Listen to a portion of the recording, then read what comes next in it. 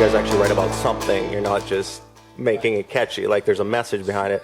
Is that what you start with, the message or the melody, or what's a tip you could have for people that are trying to achieve that? I think melody is the first thing I start with. Yeah, I think we're both constantly writing melodies, and for me, I carry around a little recorder, and you know, I think a melody can only be so good until you put a lyric to it.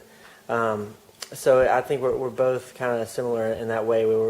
The melody is very important, and once we have something we like, we normally don't follow through unless a lyric kind of jumps out at us, and then we just kind of chase it. A lot of times I think the best songs are, you know, what he's talking about, when the melody is so natural and great, but then the lyric sounds like it could have been written before it, or you have no idea, you know, like when they come together. I think that's, so a lot of times, you know, for lack of a better word, you know, the vibe that the music gives us, the melody gives us, the way that it's feeling with the band, a lot of times that'll drive us or make us think of something lyrically, or even an idea, and then we'll chase that down.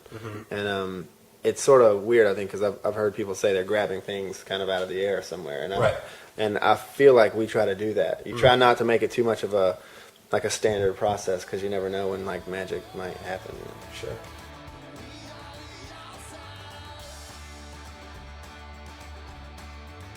It's taken on a lot of different forms, but I think we always want people to feel like they can change their situation they're in. Okay. You know, because I think a lot of people feel like they're stuck. You know, a lot of people feel like, you know, things are bad and not getting better.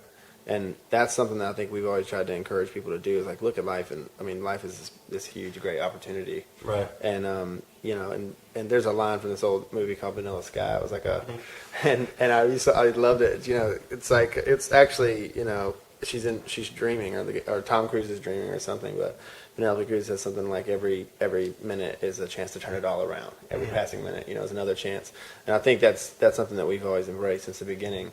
And that goes into everything, the songwriting, and then even the live performance, you know, the way we feel like we enjoy what we do, you know, and I think that comes across live. And I think people leave, you know, empowered by that. Like, man, doesn't matter if there's 10 people in there, if it's 2,000, you know, it's always going to be the same from us.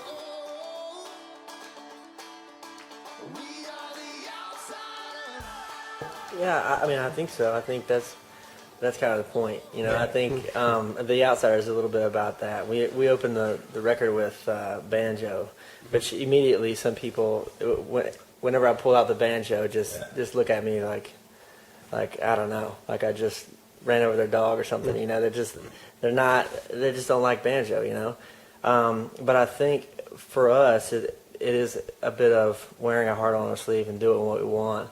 And I think people are, you know, most attracted to that. And so, yeah, you're going to find some people who it doesn't necessarily hit, you know. Sure. But I think at least on this record, we've broadened the levers of banjo now. I think, you know, I think it's opening up people to different things.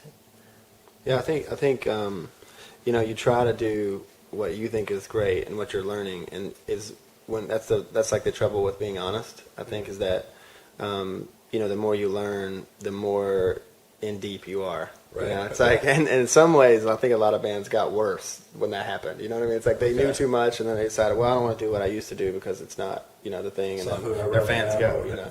But I think for us, it's been cool because I think we've done that on every record. And we've gotten better, and we look back now and we're like, man, why did we do the things we did? You know, but it was a part of a process for us and something we were pursuing, and we were just being as real as we could at the time. Like, that's what we liked, that's what we wanted to do, and that's what we're doing today. You know, and that's going to take us down a whole nother path. But I think to be a real fan of our band over time, you have to kind of understand that part. You know, like, we're going to make some mistakes, but we're gonna be doing it full speed the whole time. You know, like, we're going after something important. Like, we feel like music is a great responsibility.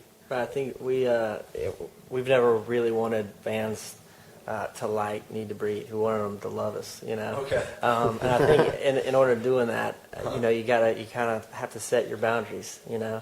Okay. You can't be everything to everybody. Sure.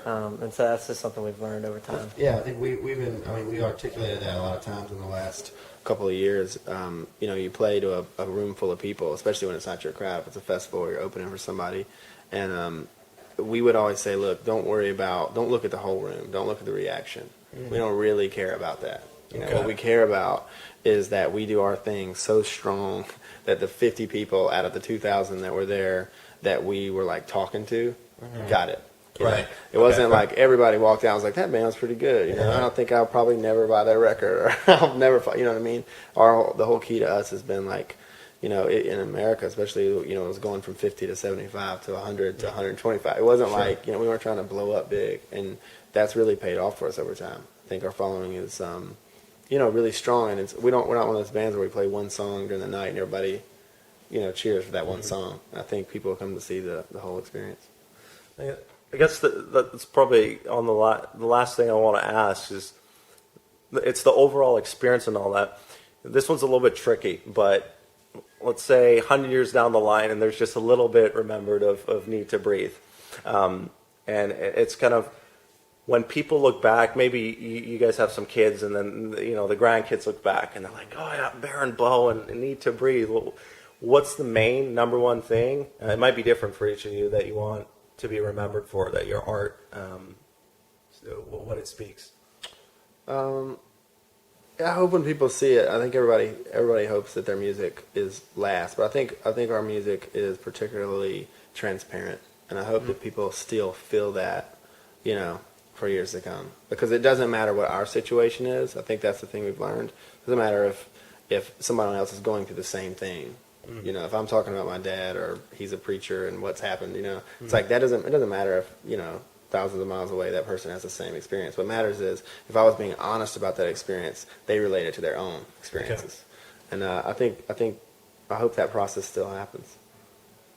You as well? Yeah, I mean, I think the goal is to be inspiring, and however that happens, is what we're doing. This is the career. But yeah, I mean, I want people to say that we're a band that had a lot of fun, and that really love what we do. So that anybody talks about us live or on the records, that we weren't doing it, for a paycheck or for anything other than the fact that we just love to make art, and we love playing music. Oh.